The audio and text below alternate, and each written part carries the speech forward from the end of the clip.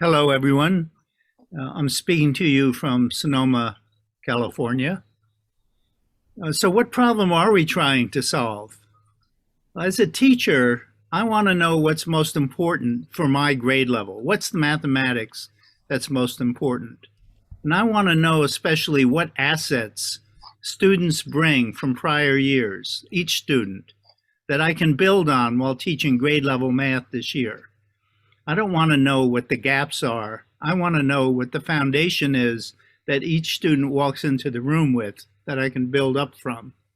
And I want to have a clear picture of how to get the students from the assets they bring to whatever unfinished learning they need to learn to participate successfully in learning the grade level math. When I think about the grade level math, I also have to think about language development and language supports. How can I use their work on problems and tasks to build their language, develop their language, and what support do they need to have access to the mathematical thinking? And how can I build their identity and their agency as mathematical problem solvers and thinkers? These are the things I have to think about. I want to change the answer-getting habits that are so pervasive in American classrooms to habits of learning by making sense. These tasks, each grade level gets a grid of tasks, are not a summative assessment. A lot of times educators and parents and students see a page with problems on it and think, oh, it's a test. That's not what this is. These tasks were designed to prompt rich and revealing discussion. Okay, next slide, please. Thank you. I was involved in one of the authors of the Common Core standards, as many of you know. And as we worked on the standards, we were often frustrated by the genre of what standards were. They're supposed to tell people what math students are supposed to learn, but they're really kind of a stuffy genre. They should set the targets, help us see what's more important and less important, but they seem like a list of topics to cover. Yet covering is the problem. It's not the cure.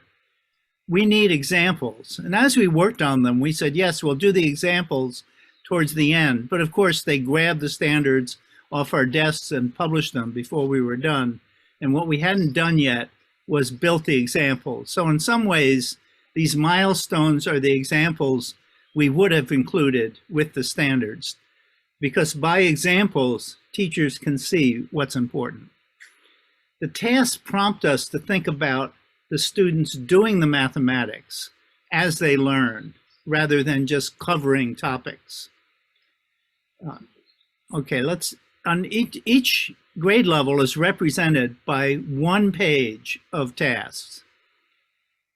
These milestones lift student thinking out of the dependency on the implicit scaffolds of the lessons. Why do I need more tasks? I already have plenty of problems in my curriculum.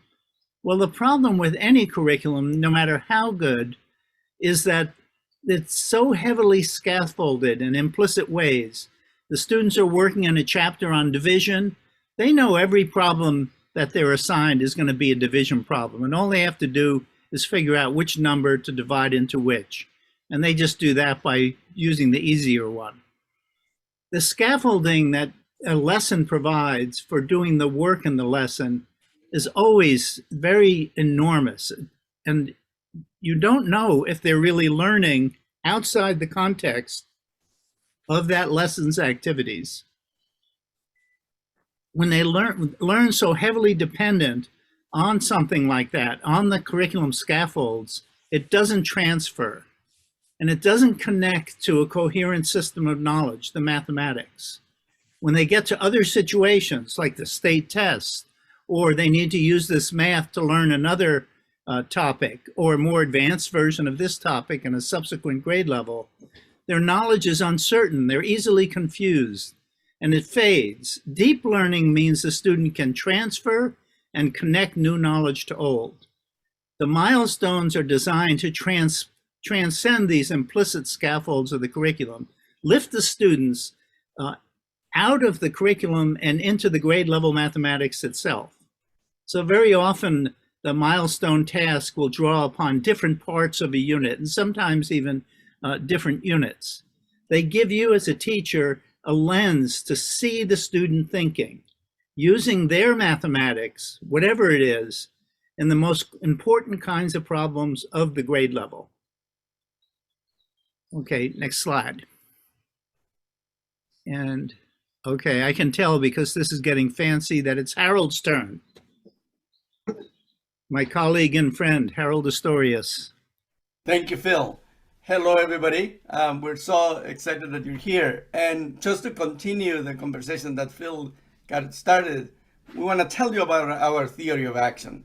And on the left-hand side, this is like an if and then statement. If we do these things on the left, then we'll get some outcomes on the right. So what are we intended to do? So if we use the math milestones to do these four things: engage students in learning relevant and grade level and meaningful mathematics, in building their sense of self-belief and belonging, and making intentional decisions about how we create and design learning experiences for them, and use their assets in their learning.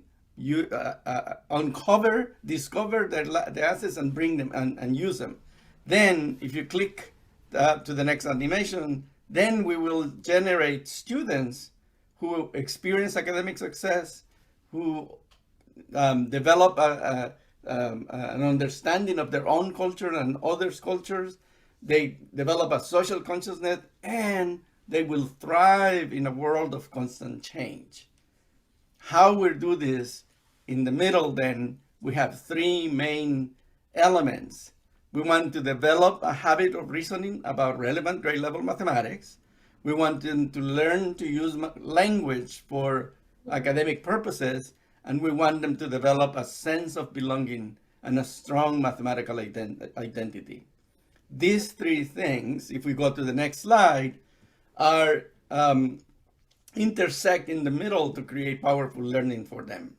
And many times the building of student mathematical identity is in the foreground. If you click to the next, some other time the language is in the foreground, and if you click one more time, we'll see that the mathematics progressions is on the foreground. But they are all interacting, and our goal is to show how through these math milestones tasks and students working on them, all these three elements are interconnected.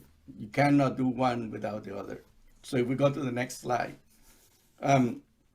So the math milestones are one page for every grade level, where what we call a grid, that has about a dozen tasks that illustrates the understanding of the mathematics that is relevant and meaningful for every grade level. So you see here all the grids for K through 8.